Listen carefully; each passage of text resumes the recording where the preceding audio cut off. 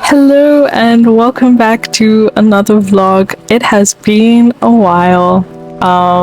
This vlog is from the last week of March and it's now the second last week of June. So definitely quite a few months have passed. But I'm excited to get back into editing my vlogs, into catching up on what I was doing. A little throwback for me. And yeah, just catching up so that when July comes I can be up to date again and can post them regularly and weekly like I want to, but I've had to take a break from doing because everything was so busy. So it looks like Monday was just a regular school day. Went to school, came back, walked Simba, and then went downtown for the Palestine vigil. It's crazy to see me in like jeans and people still in coats and hats and stuff because right now it is so hot. Hopefully you can't hear the aircon in the background, because that would obviously be a lot of noise that I don't particularly want in the video. But yeah, so it's funny to see everyone dressed so warmly when it's so hot right now. I've been thinking of what I can do to carry on getting involved with community organizing now that I've moved back to Richmond Hill and I'm not based in Peterborough or Geelong anymore. It was really good to find community and to find other people who wanted to stand up for Palestine and do what we could. And part of a group of trans students who are also calling on the university to fulfill their responsibilities as an educational academic institution. But since I've graduated, I'm not as affiliated with Trent anymore. Like, it's still my alma mater, and I still have, some ties to the community there, but I want to see how I can be part of community organizing for Palestine in the locals, which I am in now, which is Richmond Hill. I follow OPIRG York, so there's a lot of stuff that happens in Toronto, right? But I'm not based in Toronto. It's still like a bit away. So we'll see. I need to do some proper research into Palestinian organizations and organizing happening in the York region, so that I can carry on, because I think not only is it important to be speaking up and speaking out, I think it's also helpful. Like, we're witnessing really grave atrocities happening in Gaza, like genocide, and that should affect you. That should be emotionally hard to witness. And so not only is community organizing good for trying to make a change and a difference, but it's also good for having a space with people with the same values as you who can be like, yeah, like we all, there is that feeling of helplessness, but there's also a good feeling of hope that I think is very important to have in community organizing and big world issues, because they're not as far away as they seem. They affect people in our communities, which doesn't make them more important to address. It just is a reminder that they are close to home. And yeah, so we'll see. I still need to do some research, but I'll do that in the coming weeks. And then after the Palestine vigil, I got some food, and oh yeah, this was the day that Clara and I went to a park to see the sunset and the moonrise, because it was supposed to be a full moon. and we just felt like going on a walk, getting outside, taking a bit of a break. You can tell school's getting intense when you need to reconnect with nature. But yeah, it was a good walk. It was a nice long walk, and I hadn't been to this specific park before. I can't remember what it was, but we crossed the river, and we didn't exactly see the sunset. We were a little late for that, but we did see the moonrise, and it was incredible because we thought it was a sign for like a petrol station, but it was actually just this big, round, red, beautiful moon. So that was funny. Yeah, it was good. It was a good little stay in the park, and there's the moon. It always, you know, camera never works out. But I tried to capture it as much as I could, how beautifully it was glowing, and it never captures how big it is, how big it seems, but it was really quite large.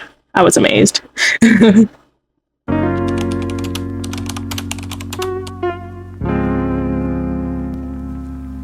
Part of the fun of watching these vlogs, you know, really laid back, is that I get to go on a trip down memory lane. So, you know, just seeing the basket with the tulips in, I remember how I was trying to eat seasonally and celebrate spring and stuff, and just I felt like the seasons were passing by and I wasn't really paying that much attention to them because I was really busy. So it was nice to like get a bouquet of flowers and say, I'm decorating because it's springtime and I'm gonna eat eggs because it's Easter time. And yeah, I remember that quite distinctly. You have some really weird anxieties when other things are stressing you out, like school. I never been able to just completely focus on school, you know. I've always wanted to live my life around it as well.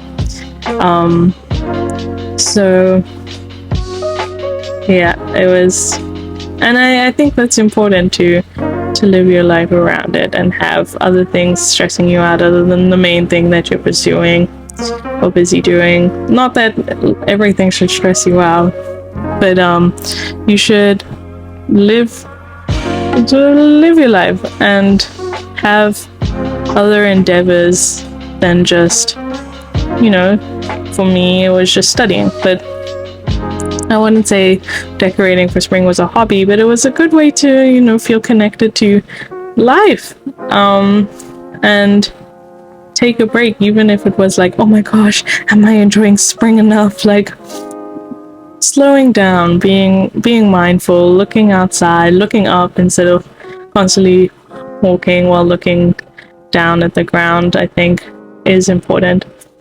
So yeah, I can very distinctly remember me making a list of the things I wanted to do to celebrate spring, and I'm glad I did.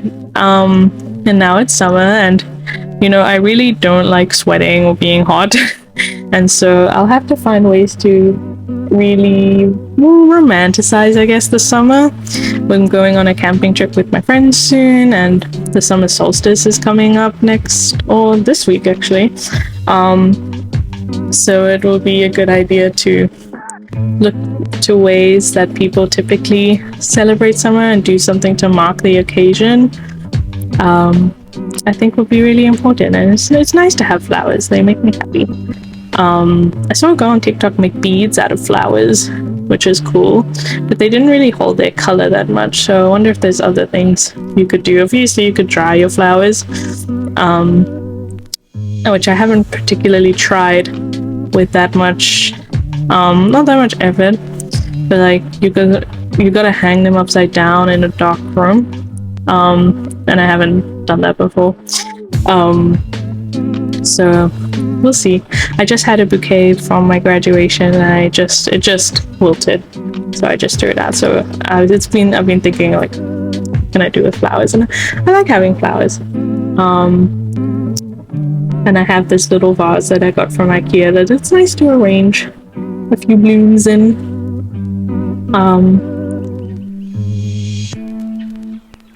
I did read something about like the sustainability of flowers and how lots of them are imported, so maybe I should focus on local flowers. having them in my home. That would be nice. But yeah, and I think here's the finished product. All the flowers arranged in the little vase, very cute. And I took them upstairs. It's so funny like seeing this house because it's been what now 2 months since I moved out. So already it feels like a lifetime away. So it's funny to see my old room and all my stuff, which is now much differently laid out. But yeah, and then I lit a little candle. The candle that Dana got me is very pretty and pink. I thought it matched the tulips. I did accidentally singe the one tulip because I had the candle right underneath, as you can see. A bit silly of me, so felt bad for that tulip, but it wasn't on purpose. Also, I wasn't sure like if I was lighting this candle right or if I was supposed to remove everything before I lit it, because the flower did end up burning. But maybe that's on me.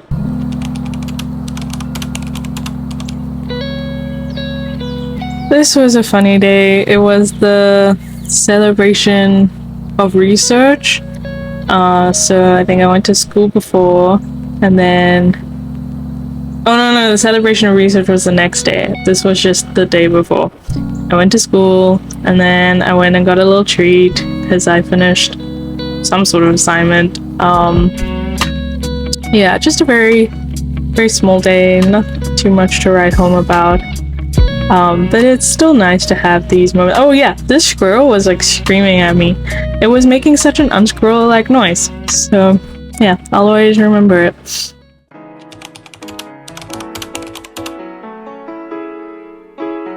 Now it was this day that was the celebration of research. They had a really nice reception in the lobby, and then obviously we went to go and look at our posters.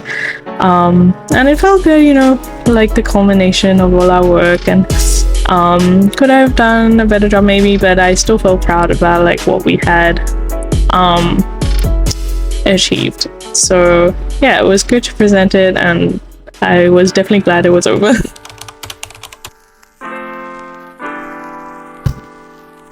On this day, Dana, Clara, and I, you'll see in the next clip, went to go watch Love Lies Bleeding. It was a good film. I enjoyed it. It definitely felt like a film. Like a movie, and it was not what I was expecting at all, but I enjoyed it. I have a good time. I never really have anything bad to say about movies I watch in the cinema. I think I just like going out.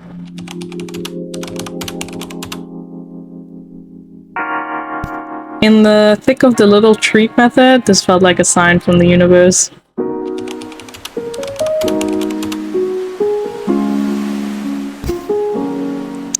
Look at Mouse sleeping, isn't he so cute?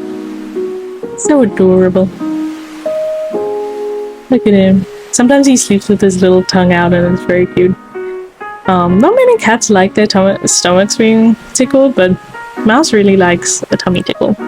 So that's cute. I think, yeah, we ordered food, and I had Thai green curry, some of them had like Indian food. I think because like nowhere, like the grocery shops weren't open, because it was the Easter weekend. And there's Mouse and Danny hanging out together. I wonder if Mouse misses Danny now that we moved out. But yeah, just a slow end to the week.